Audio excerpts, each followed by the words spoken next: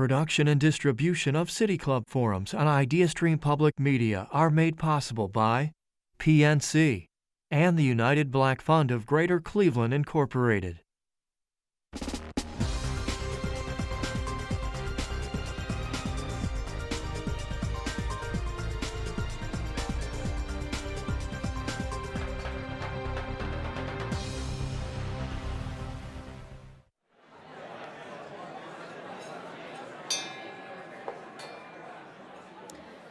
Good afternoon, and welcome to the City Club of Cleveland, where we are devoted to conversations of consequence that help democracy thrive.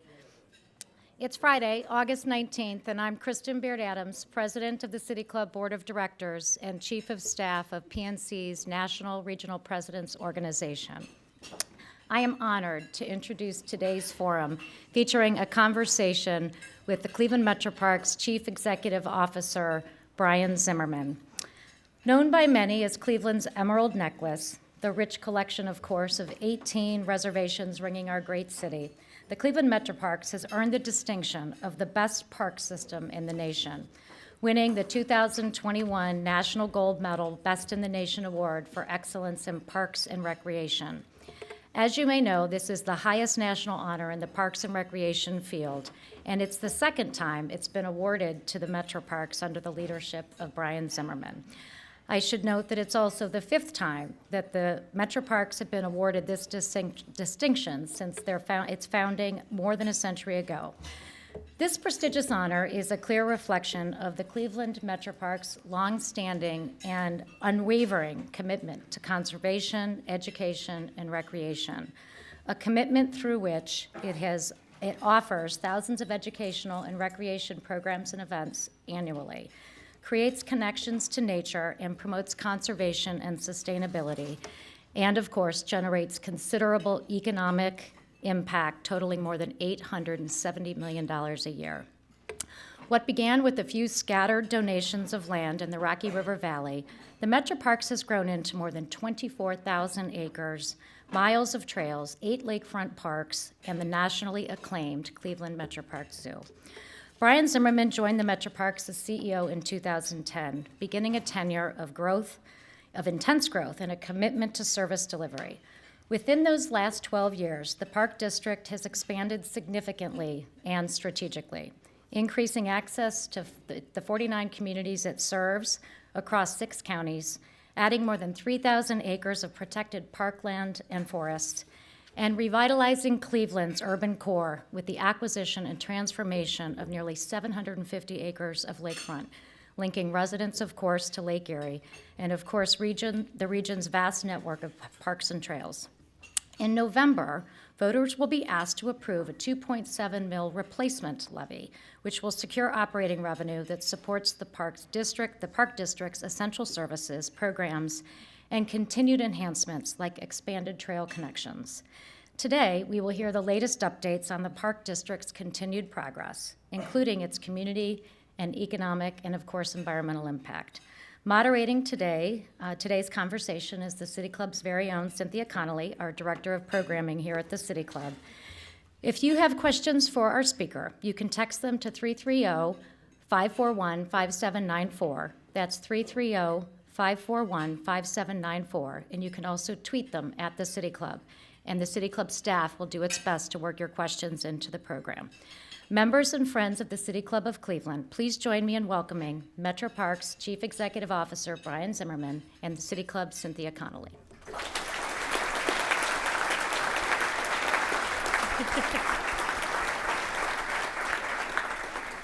Thank you so much for being here, Brian. I wanted to start off just giving everyone a heads up that we have a very deep history between the Metroparks and the City Club. The founder, William Stitchcomb, he spoke here in 1917, just a couple years after we were founded, and was also a City Club board member. So we have a very deep history, and I think that's really a great stage to kind of set this conversation today of where we're at. And kind of with the history theme, you are a 105-year-old institution. It's deeply part of all of Cleveland's lives. Can you give us a quick history lesson of how the Metroparks came to be? Absolutely. And how's everyone doing today? The weather out there is great. We should all be outside in the parks, I think.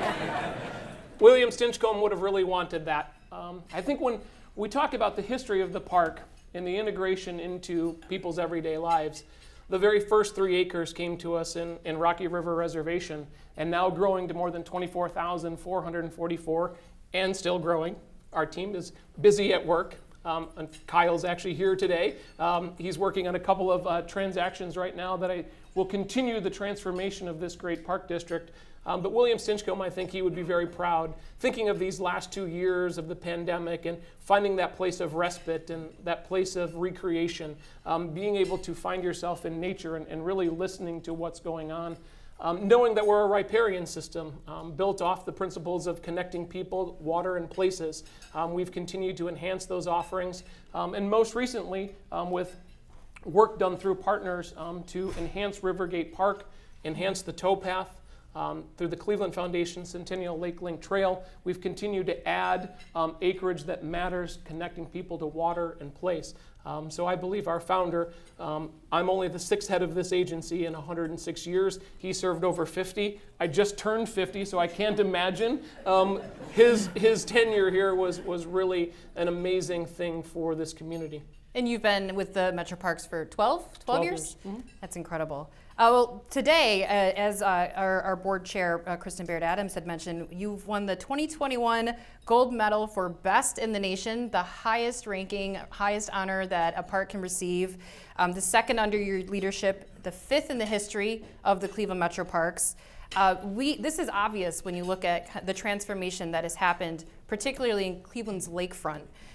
What makes the Metroparks so special? Like, how can it function so much better than other entities in terms of the lakefront specifically? Well, I think there's a number of components that tie in. It's not just one, I would say, secret sauce. I think it's, the staying power from strategic plan and increments of planning. And when we talked about the levy, I think there's some of the things that the voter affirmation that we will seek in the fall. But really, it's excellence in management and leadership. And my team is here recognizing the hard work that they do every day, and all the team members that aren't here. They do all the little things that make the Park District great. And it's a standard by which you're graded on. So it's actually very comprehensive. You can only win it once every 5 years. So if you look at the last quarter century of leadership, we've been held in the highest esteem across the park districts in the country. But that's not lost on what we get to do every day, whether it's education programs, whether it's the opportunity to connect people. But it's truly an honor that all should be sharing in, and all of our partners that have helped us really this park district, this amazing asset for the community. Yeah, I think it was 2013 that there was an announcement that the city and the state of Ohio and you had come together to transfer the governance of the lakefront to the Metroparks. And I remember there just being so much excitement and anticipation of what could be. I live in Ohio City, so when I go to Edgewater, I walk now because sometimes they shut down the parking area because it's in such demand. There's such thirst for this lakefront access. Can we expect more from the Metroparks in terms of lakefront access?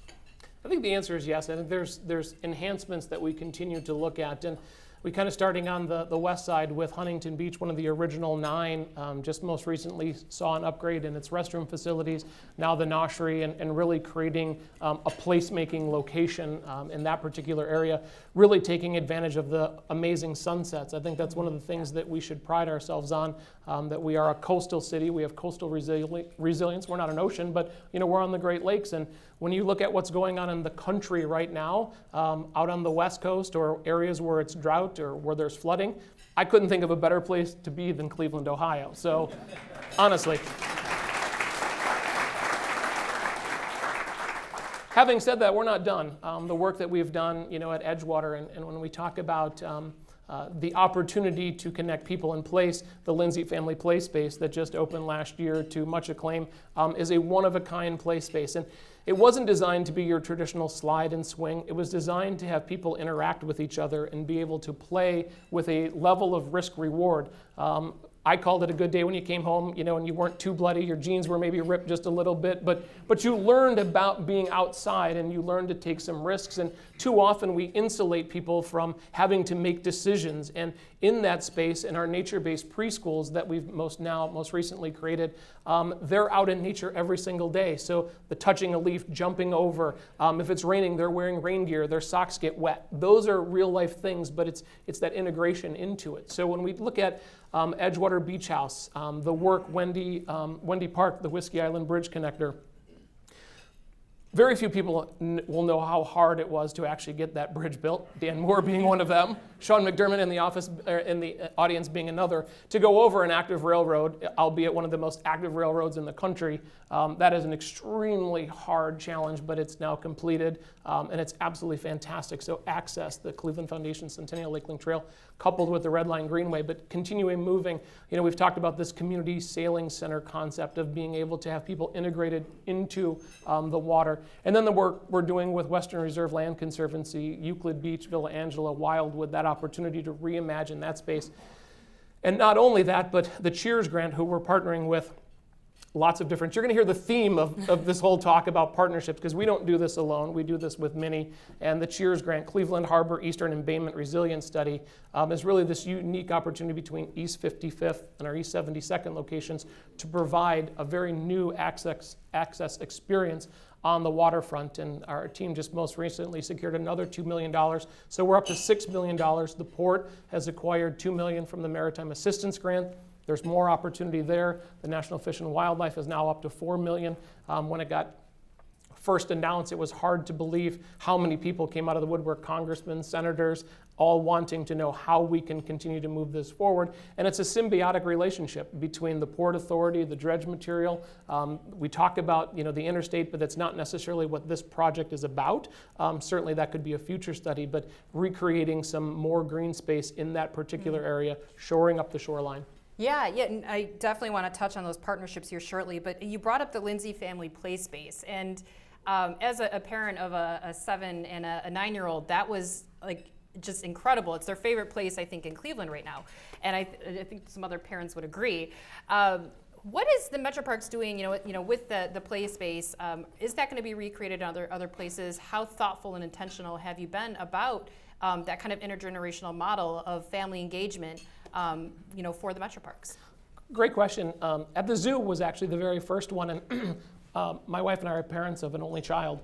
And when you have an only child, they don't have that instant bond with a sibling, and so they really have to work hard at friendships and creating things. And I remember there was a water feature, and Carter wanted to use both of them, but he couldn't move the little reeds, and he couldn't pump the water at the same time. So he had to work with another child, and they'd be able work together. So I think part of the nature-based play concept is to be able to think about how you're using the play space, and the way we thought that play space would be used, it's certainly doing it. But we have this area that we call the butt slide area. We thought people would go up it, but it turns out they turn around and they go down on their. But that was their creativity, and that wasn't necessarily by design, but it was how they imagined the space. So having said that, the Lindsay family and many others came to to build that with all philanthropic dollars, and our team built it in-house. We're also now looking at a new donor came forward for Huntington, so that play space, the 2 swings out there will get replaced. We also had a family that donated for Brecksville. Almost the very moment that it opened, there were 20 kids that were there. So their thirst and hunger for those outdoor play spaces, and families that can take them and have that very first experience in a park is a very, very prophetic thing. I grew up using the county parks in Wisconsin and Michigan, and so that's ingrained in you very early on. So when we can catch them there, they will grow with us and hopefully turn into jobs. Yeah, I know every parent is very grateful for the play space, and it's definitely a point of gathering as well for the community. Picnics, I've seen a lot of picnics, birthday parties, everything down there, so it was a really great transformative space. Moving into Irishtown Bend, another transformative project that we're seeing currently take off. Before it was like a knotweed choked hillside, dumping into the Cuyahoga. A lot of concerns about the sewer line there with the sewer district. What did it take to begin moving the needle, particularly with Irishtown Bend? I think if we can go back just a few years, ago when Cleveland Metroparks put in with its partners the Reconnecting Cleveland plan. It was really about how do we take from what we know about the towpath and its conductivity to all these different communities and actually bring it around to the lakefront. And so that spurred a conversation in the mayor's office, really bringing the teams together. And I don't believe that representatives from any of the agencies had gotten together before. So the port was there, City of Cleveland, the sewer district, the state of Ohio, Land Studio, Ohio City, everybody was there to talk about, it was really about the trail kind of concept first, also looking at the stabilization. Now that's morphed into a number of different things.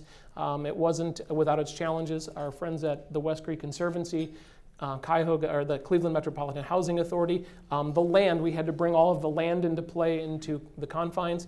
Certainly there's one parcel that's still in negotiations right now, but we look forward to hopefully bringing that to conclusion so that this stabilization, the factor of safety, we have one of the highest capacity steel mills, if not the most capacity steel mill in the country, that there's a tremendous amount of jobs that we need to be protecting. It's a federally navigable channel, but it has this amazing opportunity to, I would say, create this amphitheater look into downtown Cleveland like no other park in America can do. Yeah, it's a really gorgeous view when you're down there, especially at Merwin's Wharf, which is another space that has transformed over the last decade. You mentioned a lot of the partnerships, Northeast Ohio Regional Sewer District, Port Authority, Ohio City Incorporated, Land Studio. These are public, private, nonprofit entities. How have those partnerships changed over the last decade? I mean, most of it you can see here today, the people that have come out to hear the conversation. Without partners, it's very hard to do anything. And I think when I came to town, it took a few years to help develop the relationships. And there's a authenticness of Cleveland, and you're only one remove from that next person. And I think when you see the ability to connect the dots and the willingness to, for lack of a better word, lean into hard projects. Irishtown Bend is a hard project, and leading into some of these others, the towpath took decades to get done, but there was a staying power of Tim Donovan and Ken Silliman, and there were a lot of folks that brought those things forward. And when you drop the egos at the door, it's amazing what can happen. And you have to help understand. Sometimes Ed Ripka actually came up to me today, and it was one of those things where when you get answers, you can move forward, and that's the power of persuasion and the power of opportunity, and that's what we've been able to succeed at. That's what Metroparks, I think, is really good at from a regional side. We do own land in all the surrounding counties, the 49 municipalities. We're still trying to grow that through a number of different initiatives, looking at the Emerald Necklace, looking at the top portion, looking at the inner ring suburbs. How do we bring trails and trail access? How do we look at economically disadvantaged areas? We look at all those things, but our partners can help us. Cuyahoga County Greenway Plan is an absolutely fascinating and phenomenal tool that this region has helped create through the help of NOACA, the county planning. That is really going to be the roadmap by which we're able to continue to connect these communities through either rail corridors, sidewalks, working with ODOT, bridge decks. Who would think bridge decks are important? But they are extremely important. If you think of I-480 in Tiedemann, the sidewalk is only about the width of the table here. If you can get 10 feet, now you can have traffic go back and forth. Well, that's now Big Creek then works to connect itself in a different way, which isn't really intuitive right now. So those are the positives of people working together. Our travel and tourism industry, Greater Cleveland Sports Commission, we have so many rich assets here that we can continue to bring people to this region to really learn about what we know already about the Metroparks and other great assets. Yeah, I'm glad you brought up the Sports Commission, because this is kind of bringing up this whole the perception of Cleveland. I feel like we're now as a city and as a region finally starting to break out of this narrative of Cleveland as this 1969 burning river. And we know here that we're more than that, and we feel like a lot of people are sleeping on this city right now. We've had the RNC here, the NFL draft, a lot of national presence because of some of the work with some regional agencies. One of my favorite parts was a journalist who had, from the NFL draft, had commented that they didn't realize that Cleveland had a beach. And I'm like, we're on Lake Erie. Like, what do you mean you didn't think we had a beach? So my question is, how has the Metroparks been part of that kind of transformational shift of the narrative, the perception of this city? Well, the first and foremost, the transition of the lakefront parks, and I do have to give credit to ODNR. They did a lot of things really well early on. They put a lot of money in, they put a lot of time in. The most recent years maybe were not their shining stars, but it allowed our team to come in and allowed for the transfer to happen, and really more of a shock and awe approach of taking it over. Those first 3 months were so extremely critical of changing that narrative of what people had seen. And I had likened it to, our team wanted to invite people in, but it was like your living room wasn't quite, ready yet, or the kitchen was a little dirty, and so we really needed to clean that up. And again, partnership, the sewer district stepped forward immediately and said, hey, we're going to provide a beach cleaner. We clean the beach every day. Before it was once, maybe twice a year. And that changes the narrative of perception. And then you look at the factors of safety and the opportunity. And when you talk about now the crowds and things that are going on, it creates a really unique place. But one of the pivot points was the gay games that came to town, and we partnered with the Sports Commission and Destination Cleveland, and we put a calypso band on the beach. And people were taking pictures and sharing it all over. They're like, where are you? Are you in Miami? Are you here? I'm like, no, I'm in Cleveland. I'm like, hell yeah, we're in Cleveland.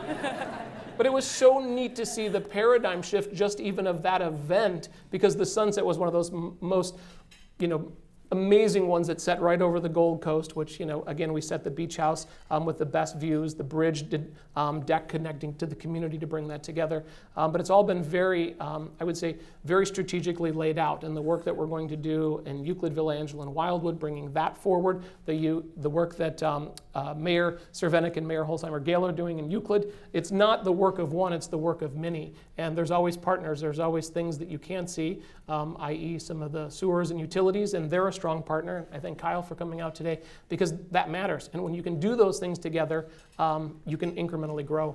Yeah, we always joke that Cleveland is definitely Miami. LeBron said Cleveland is the same as Miami, and this is one movie with Bill Hader. If anyone's seen it, it's hilarious. Jumping to 2020, you had a record-breaking 19.7 million recreation visitors. Record-breaking. Do you see any staying power in that shift, and particularly how Clevelanders and those in our state are interacting with the outdoors? Did something happen in 2020? Yeah, there was a little thing. A little thing happened. I think back again to our founder, and his picture hangs right outside of the boardroom. I think he would look down very favorably as to what's happened over time. The fact that there were 24,000 acres, that people were able to have that place to go. I saw kids after a rainstorm kind of puddle surfing down at Millstream Run. My point in mentioning that is they created a memory there out of something that maybe it certainly will go down in the history, with a pandemic, but seeing the record amount of visitation, to see that our zoo was closed for a period of time, we found a way to persevere. We brought through a drive-through concept, and I thought our zoo director and his team were going to have a little bit of a heart attack when we talked about it.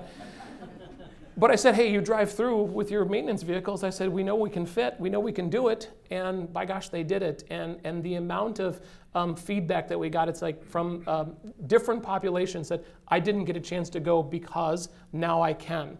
I will tell you the very first story, the very first car that goes through, there's a little boy standing right on the armrest right through the sunroof. And the police are like, what do we do? And I'm like, you do nothing. Just let him wave, let him keep going. It was fascinating, and that was inspiring, because that's what we wanted to see. The animals miss that interaction, the exhibits. It's really, truly, a very unique opportunity to kind of see that big picture. But 2020, 2021, golf certainly boomed. It had that really neat rebound effect. Very interesting things came out of it. We used to have 8-minute tee times. We moved it to 10-minute tee times. We actually have a much higher customer satisfaction and a throughput rate. And so those 4.5-hour rounds are now hopefully 3:53, 4 somewhere in there. So we've tried very hard at that. The chalet time. There's so many things that we learned out of it. And I think that's how you grow when something like that happens. And to see all of these wonderful visitors that have created memories. We have Touch a Truck coming up this weekend, Asian Lantern Festival, Wild Winter Lights. Certainly we have something for everyone, to come enjoy and continue to grow. Yeah, absolutely. How's Metroparks managing with staff? I know that's something that's always been a struggle for a lot of industries right now here in Cleveland since the pandemic. It's interesting to see kind of the dynamic of what I would call butts and seats versus this remote working. And knowing that we sit on 24,000 acres, we run 365 days a year, we have a police force, There are challenges, and so we've tried very hard to keep that culture strong with our organization. And we have most of our staff in. We've been able to hire, we've been able to recruit. Certainly we are always working on our diversity initiatives. The most recent hires, we've got over 40% women. Our diversity rates are continuing to grow. We've created programs that are tied to that. Our IDEA committee, we went through a workshop with Enlightened Solutions. So we're trying to really mimic our community. We have a very high retention rate. So many people come to the Cleveland Metroparks, they start and finish their careers here. So when you get that opportunity, we would challenge you to please apply and try to be part of it. We're looking at continuing to grow our hot lunch program. For the very first time, our outdoor experiences team did that. And that's what I was talking about, the kids and the kids experience. If you have that early on park experience and you see people that look like you will continue to grow with the park district, with park experiences. And I think that's our way that we'll continue to hopefully thrive in diversity and thrive in these communities going forward. So there's a very unique opportunity. Certain positions are harder to fill than others, which most people know about, but we try very hard to meet where core value number one is our guest focus. And you rely a lot on volunteers. I know the last 10 years, I think you had 1.1 million hours logged for volunteer hours. It's truly an impressive thing, and I have to thank all of our volunteers, our trail ambassadors, our docents, and I do not want to forget anybody because they'll remember it. It's like, hey, you didn't mention, but thank you to all of our wonderful volunteers. They do an amazing job giving hours and time and collecting data, whether it be at our zoo, on the movements of the gorillas, whatever it happens to be. They find their true passion in being able to do that. So we very much appreciate our volunteer program. You can volunteer to log the movements of the gorillas at the zoo. Yes. That's awesome. And I will tell you, they are very passionate about it. They have an iPad, and they're taking very good notes of who's playing with who's being nice with the other one, how many times has Cmsd moved. So it's a very unique thing, but it's very important to have that data. I think I saw Chris in here somewhere. I think we might be chatting. So we're talking about equity, particularly in green space. I know that the Metroparks has acquired 2,300 acres, I believe, over the last 10 years. How are you making sure that the green space that you're acquiring is in the communities that need it most? It's interesting, coming to Cleveland from Milwaukee, the park system there was very different. I worked for a county government that had a county executive and 19 county board supervisors at the time. There was 156 parks, and a park could be something that may be even smaller than this that was considered a park. Being a regional entity, sometimes there's misconceptions about what we do and what we don't do. We've had some challenges in certain communities. It's like, well, we really want you to be in, and we want to be in all communities and serving, but not all locations are quite right. And one great example is we're working in between Parma and Seven Hills to connect 400 acres of the West Creek Reservation through a trail connection through West Creek into Seven Hills. Seven Hills then can take us further potentially into the towpath, which then connects all of those things. When you look at some of the built-out environments, there are challenges. There are very much challenges, but our partners at the city, our partners at the county, when roads are rebuilt, can we get protected bikeways that can help connect? There are areas where Garfield is a great example, where the towpath ends on the top of Warner Hill, working with our partners to take Garfield Boulevard down to that particular reservation. What's not too far from there is Carouge Park off of I-480. So there are more opportunities, and I think if we can keep seeing the future through looking forward and not looking backwards about what hasn't happened, let's look forward to what can happen. Again, the green print plan from Cuyahoga County Planning, that actually helps give us the roadmap of where to do some of these strategic acquisitions. Another great example is the work that we've been doing for a number of years in East Cleveland. We're trying very hard to see where we can have a synergistic relationship with Forest Hills Park on the East Cleveland side, and we'll see where that continues to grow from there. Yeah, I'm glad you mentioned the towpath. I feel like the towpath is the spine of the community of Cleveland and in Cuyahoga County and among others. What is next for the towpath? It's 101 miles now, correct? And is it done? For those who don't rapidly digest all the news about the Metroparks, is the towpath trail done? Well, first and foremost, it's not just the Metroparks. The city of Cleveland, Cuyahoga County, and Ohio and Erie Canal were the kind of the final four that helped muscle it through the last six or so miles into what's now Canal Basin Park, and there were many works of art to get funding through NOACA and all of the other agencies to help to do that. the ultimate goal would to be at least the 3 Cs, Cleveland, Columbus, Cincinnati. That would be a very unique opportunity. We've talked with Marcy Captor about can we continue to work on the northern rim over to Toledo area, and certainly down through to Pittsburgh those would be continuations of this, and hopefully that work will continue. But the Towpath, I believe there'll be a grand opening of the Canal Basin Park that was a partnership of design. There's also boat docks. For the very first time, we'll have Cleveland Metroparks will have its own boat docks there. We got a maritime a grant through the big boating infrastructure grant. So we're trying to provide safe access for boats and then meet people and bikes at the same location. So the towpath will definitely be something that whether it's in Slavic Village, whether it's the trail that will parallel Broadway. I think there's more opportunities to continue to connect to that wonderful regional asset that goes right through the national park, 9th most visited park in the country. Yeah, it's kind of like the Sagrada Familia in Barcelona. It will never be done, ever be done. The zoo. I can't leave this conversation without talking about the zoo. What is the priority right now with the Metroparks and the zoo? Well, there's a number of projects that we're working on right now. We're actually finishing up a $3 million addition to the administration facility to have guests flow through better and have the opportunity to have an auditorium that looks and feels just a little bit different, more to modern standards. We're also working on a $7.5 million bear exhibit that was really fully funded by our partners at the Cleveland Zoological Society. The work they do for the last 50 plus years have been truly remarkable and helping complement the animal exhibits, whether it be the Daniel Maltz Rhino Reserve, whether it's the new dome that went on top of the rainforest. The big picture that we're looking at, if you haven't seen the cutest baby in America, we had the very first gorilla baby, and it was the 139th year.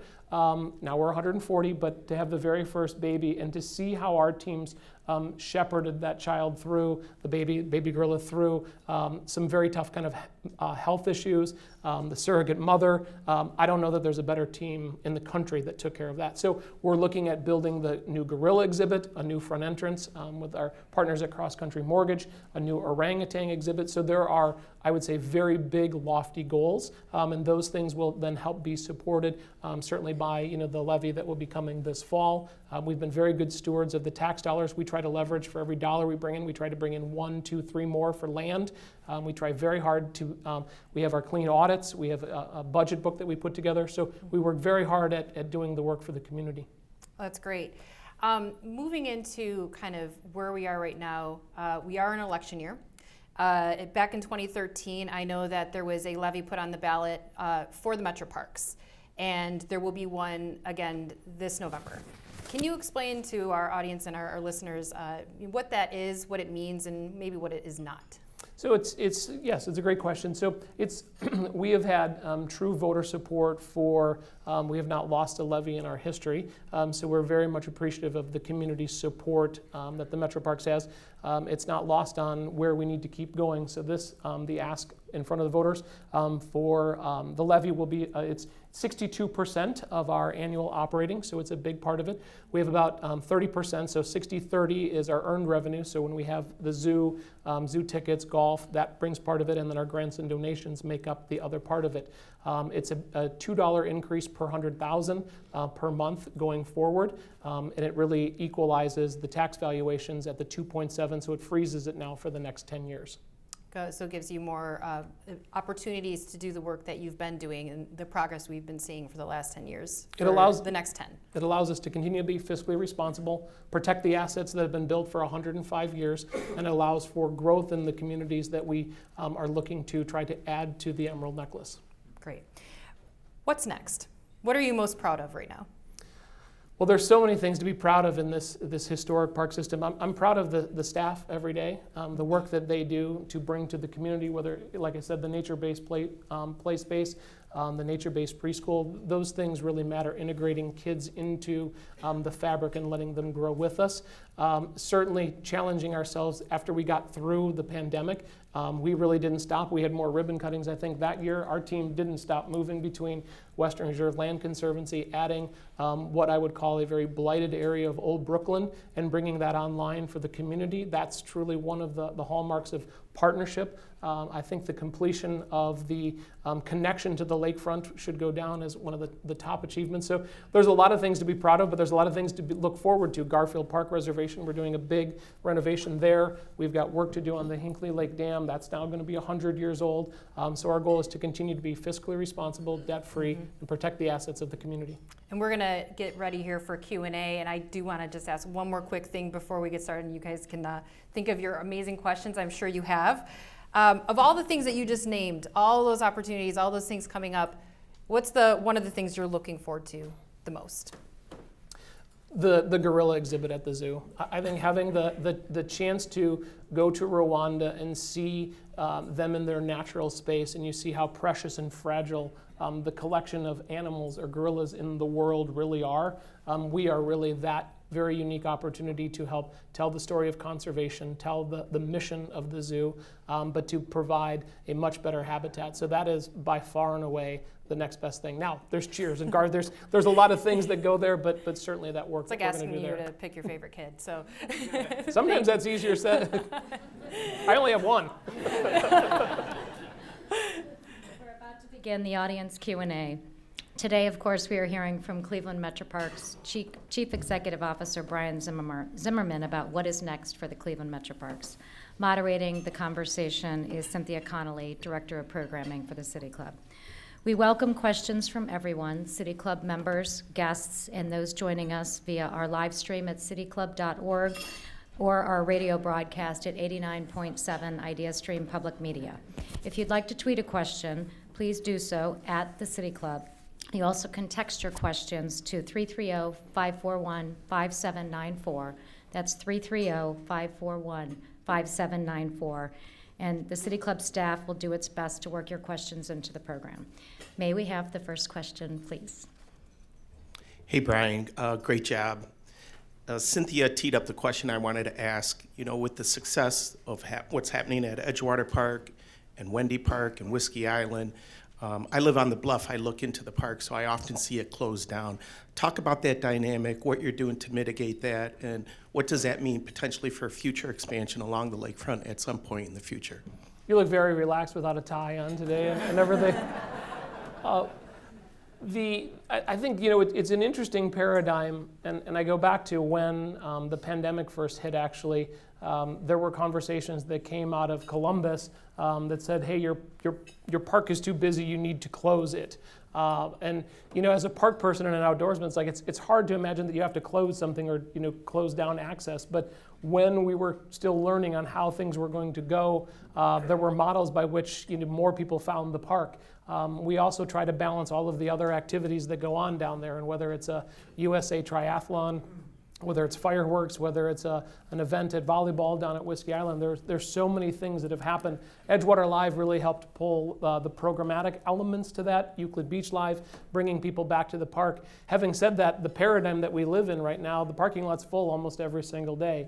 And from a flow standpoint, we try very hard to be good neighbors as well. There are certain areas that cars were flooding and creating some chaos up in the neighborhood. So, you know, certainly I think the work that we're working on with the Cheers study, the work that we can do together at Euclid Beach, Villa Angela, and Wildwood, certainly work on spreading it out a little bit, but then really activating the space, because if it's busy in one area and you're on your bike, you have a connected bikeway by which to get to the next park. And so ultimately the goal would to see East 9th to East 55th, a trail built on the north side, really taking a look at how we can connect that to the 72nd Trail that's already there, and then down to MLK into the cultural, you know, area there. Also, you know, is there a way to move through Bracknell, you know, over into the east side of Cleveland, you know, through a protected bike lane, whether it's that north side or whether it's coming down Superior. I think there's so many opportunities to be able to move people in a different way if one area is full. You know, certainly, you know, we have challenges in other reservations at times too. Certain peak times, but sometimes you have to adapt, right? You have to think of it differently. I can use my bike. I can park someplace different. I don't have to rely on a car. We do have a bus stop there. So I think there's just lots of different ways to look at it. There's no secret sauce. Certainly we think the roundabout helps, but there's a lot more people there now, so you have to be mindful of yielding and other things. So it's been a great experience there for sure. How do you see any, and hope any relationships evolving in the future between the Cleveland Metroparks and Rockefeller Park and the Cleveland Cultural Gardens? Well, certainly, I think it's being a non-native Clevelander now. I believe I'm a Clevelander after a decade and a half, but I think it's one of those very unique things that there are so many ways to look at that conductivity through there from a trail perspective. I believe it's one of the true assets of the city of Cleveland. I've noticed a much larger uptick in some of the maintenance activities that go on there. Certainly that should always be one of those shining jewels of the region. But when you look at assets and asset management and the conductivity, it certainly connects to our museums, the orchestra space, Case Western, the trails. When you start to see how this community has bridged the gap between some of those things, I think when our partners all do their best, it will continue to get better and better. The other activity level, like I said, from East 9th, East 55th, we need to create that conductivity where people can flow back and forth. So, as long as the agencies can continue to take care of it, I think that's a wonderful thing. It's a great asset for the community for sure. I have a question from our virtual audience. The city of Cleveland's population has declined for decades. How does he see Metroparks' role in growing our city, not just our region's population, and how does that intersect with the need for equitable access to quality parks? Well, that's a great question. I think when you look at the population being below 400, I think there's lots of hard conversations that could happen. When you look at the model that Nashville's going through right now, and they have more of a unigovernment instead of having 60 municipalities, and they have one real model for that. What that does is puts them in a different level for funding and funding opportunities. The power of many. But certainly we have to balance that. So I think there's some unique things there. We have to look at job creation, job density in areas where we can amalgamate land to attract people. It shouldn't be hard right now because of the floods, the deserts, the fires, all the other things that are happening in the country. The work that our chamber can do through Beju's leadership or the city, I would have multiple people in multiple parts of the country recruiting with pictures of how wonderful it is here in Cleveland. And I wouldn't let them come back until they bring companies back with them. Because the only way we're going to get better is we know what we have here for assets, right? We know. But others need that narrative and that story, and you have to go out there and bring people to this region. And we have some of the most amazing assets. The work that Brian Stubbs is doing with the Water Alliance, there are a lot of wonderful things this community has that other communities would literally die for to have. And so we need to keep highlighting those things, the quality of life, the cost of living. There are so many wonderful things that we have here that aren't available anyplace else. So we need to keep our foot on the gas in the mayor's office, in the county executive's office, in our chamber's office, bringing businesses here. And then certainly I think creating that atmosphere where people can feel included into the conversations and how we listen to the community, how our transportation network looks through the Regional Transit Authority. All those things all need to work together to make the ecosystem better. Good afternoon. You talked about how many municipalities want to be a part of the Metroparks, and you've done some great things in the first-ring suburbs. What do you use to evaluate future projects and future partnerships with municipalities? Well, that's a great question. There's no real secret sauce, but I will tell you one example of a municipality in the southern part. It's sometimes leadership is different and priorities are different. An ecosystem in the city of Solon, former administration was really looking at job creation, and that was a good thing between bringing Nestle and Nestle's jobs here into Solon. With new mayoral leadership, there was a new and renewed sense of, hey, let's use these trail corridors, the old rail corridors, and let's put something together. Well, we're now partnered together to create a regional trail system into another community.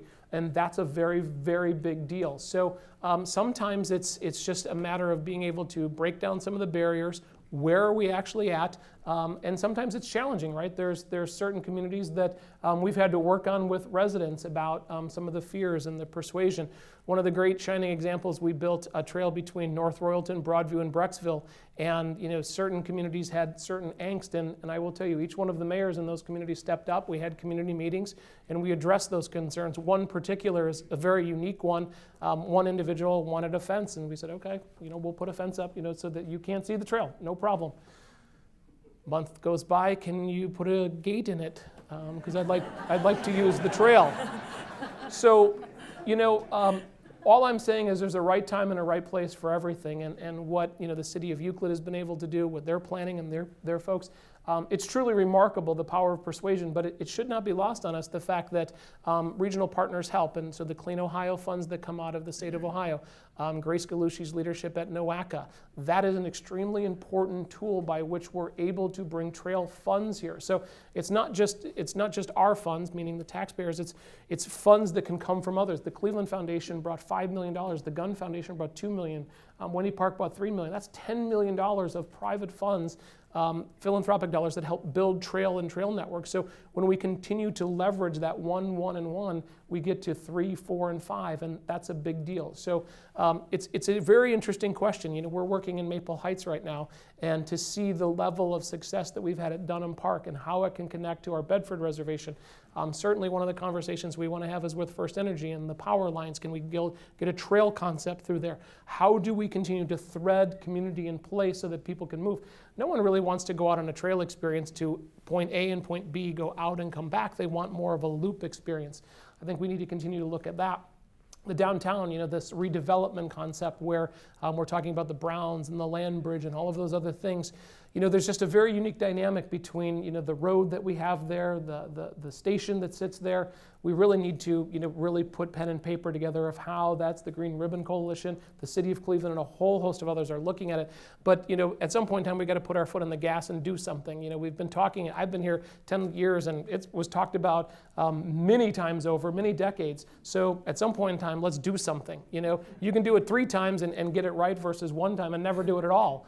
And that's what we're being challenged with. So I think we need to resolve some of those big picture issues and make some of those things happen. So I went in a very long-winded fashion to answer your question, but we're always open for business. We're always open to work with communities, to try very hard to bring the assets the Emerald Necklace has, and we want to be in the communities that we're not serving yet. Speaking of doing something, we have a small problem in Greater Cleveland with the deer population. Short of reintroducing wolves into the Greater Cleveland area, is there a plan to control the deer population? I was waiting for that question, actually. I think there's a number of different ways to look at this. The ecosystem that Cuyahoga County sits in is a more built-out environment. And certainly I think that spurs emotions on a lot of different ways, right? A lot of different ways of management and how to work through things. And certain communities have tried certain things, and I think we've had a program for more than 2 decades, and we've now partnered with some sportsman clubs to create some other ways. People talk about contraception. That's not necessarily the most highly effective way, but certainly I think there's an ecosystem balance that we try to strive for. They're highly adaptable creatures. They can look both ways before crossing the road, and so I think it's figuring out how to be able to see flora and fauna, whether it's geese, whether it's other things. We try very hard to promote people not to feed them. That should not be a natural instinct. They should not walk up to the back of your house and knock on the door and say, hey, where's my corn today? They should be more wild. So I think there's a balance between the relationship of people and the ecosystem. So. I got a question. Irishtown Bend, and the gentleman just mentioned about doing something. I guess it's a month ago or so, cleared it out, took all the kudzu out, looked fantastic, chipped, removed it, did this whole thing. It was magnificent. Kudzu's back. Is there anything we as citizens, the city, the county, you, can move this project along? Because that park that they're going to put in there is magnificent. We went through all those planning sessions, and Lorraine Road, 25th Street, Lorraine Road, everything, it's going to be all redone. Ohio City will change because of that. What can we do? Well, that is a very good question. I will be very careful in my words. When you look at an opportunity to create something that is world-class and honestly not been done before, certainly the clearing was in front of the work that we need to stabilize from the Cuyahoga River, the factors of safety. when we look at the opportunity to keep one of our largest employers, ArcelorMittal, we have to be thinking about the context of keeping an open river. And so those things are extremely important, and the park design becomes somewhat secondary over time. I think there's certainly an opportunity that we're working very hard at from a discussion standpoint. There is one very small particular parcel of land that sits on the top that is currently in litigation that we're trying to work through a resolution. But it's in the court system right now, so that's a process. But the clearing has begun. Another building will be coming down here hopefully in the next 30 to 60 days to continue to show some progress there. Certainly I think there's a want to see it go faster. If this were to happen on a more grand scale, if the slip does occur the way the experts are at least talking through, that's catastrophic. That actually goes back to the Clean Water Act of what we didn't do for this community. And so, when you look at, calls and opportunity, certainly I think there's ways to go about it. There's ways not to go about it. But I think we're trying, the consortium that's together is trying very hard to resolve it. We have to have a willing participant on the other side. A negotiation, for those of you who are married or in partner status, it's not always one way, right? You have to be able to work through this, and I think that's what's really on the table right now, because it's where this community needs to get to long term. It needs to happen with a tenor and pace that's maybe faster than what's going on right now that anybody would like, but just know that everybody is working very hard at it, and we understand what it could. It will make international news if it happens in the fashion that it could. I have a question. I would like to know, how will the Metroparks partner to engage more of the Cmsd high school students in the parks? Great question. Thank you. So one of the things that we just most recently were with Eric Gordon, our first T program at Washington Park Reservation. There was a school there. It actually sits in the village of Newburgh Heights. That's a very unique opportunity to have an opportunity where the greenhouses are and actually grow food. They grow food for certain areas of the school district in their culinary program. Could they start to grow food browse for the zoo animals? So I think there's a unique opportunity there. Our Brookside Reservation, we've partnered with the Cleveland Guardians and Jim Tomey to renovate one of the historic ball diamonds there. We look to continue to partner that. The reason I'm bringing that up is that's where a lot of the schools play their baseball and other games happen. So we continue to try to find ways to do that. Our Outdoor Experiences program most recently is partnering with more younger school-age children in our Hot Lunch program, creating a programmatic element. We also had many years ago a Parks Pathway internship program. That may be another way to reintegrate. And we most recently, this first time, we did an international program where we brought in people from all over the world to work at the zoo. Absolutely fascinating backgrounds of the individuals. They had only what they could read about Cleveland, and they said it's nothing like that, it's only better. And so, never sell this community short. We have the assets that everyone should envy.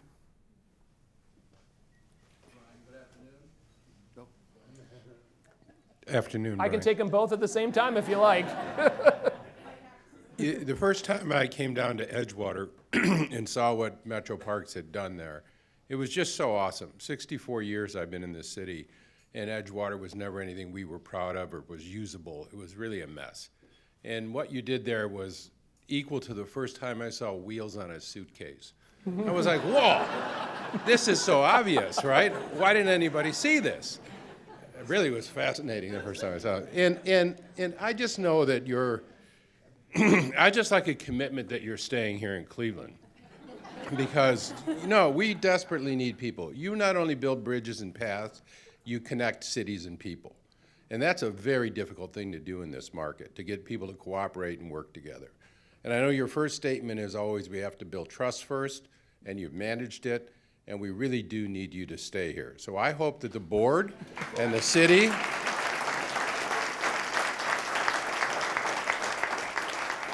you're as valuable as LeBron in another way, so stick around. Thank you.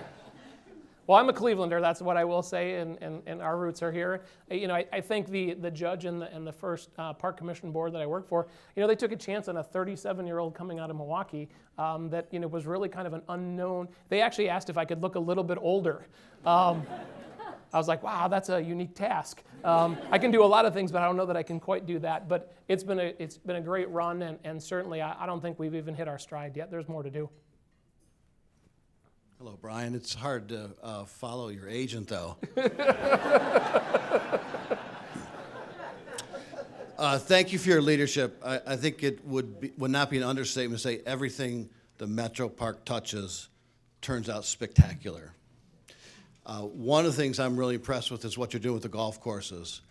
Several golf courses, right? But I'm interested in whether you see the role of expanding recreationally beyond golf. I have an example or two if you're interested. Yeah, I certainly am aware. It's this very unique balance between the CE&R, conservation, education, and recreation. Our agency isn't necessarily this most active. Golf has been with us for almost 100 years now. We certainly do ball diamonds, but we're not necessarily in organized sports. One of the very unique things that the Park District acquires land through Clean Ohio, it actually puts deed restrictions on top of property, which then predicates what can happen and not happen. So it's not always just as clear, well, there's an open piece of land, we could put X there. It's how the land was actually acquired. And so it's balancing those requirements. And trust me, one of my lawyers or two of my lawyers are we try very hard legally to push the boundaries on everything so that it's the benefit of the community. So I appreciate the questions. I think we're always looking at new opportunities to create an atmosphere of placemaking within the Park District. Members and friends, Brian Zimmerman.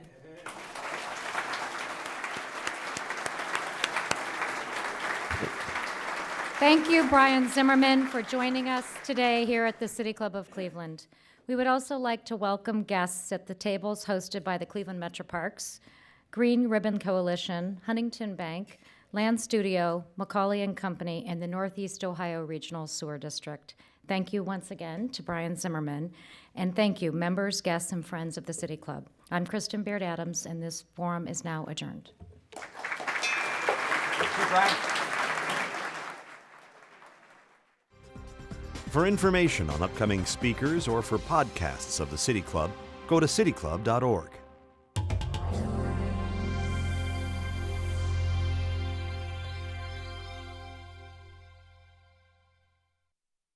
Production and distribution of City Club forums on ideastream Public Media are made possible by PNC and the United Black Fund of Greater Cleveland, Incorporated.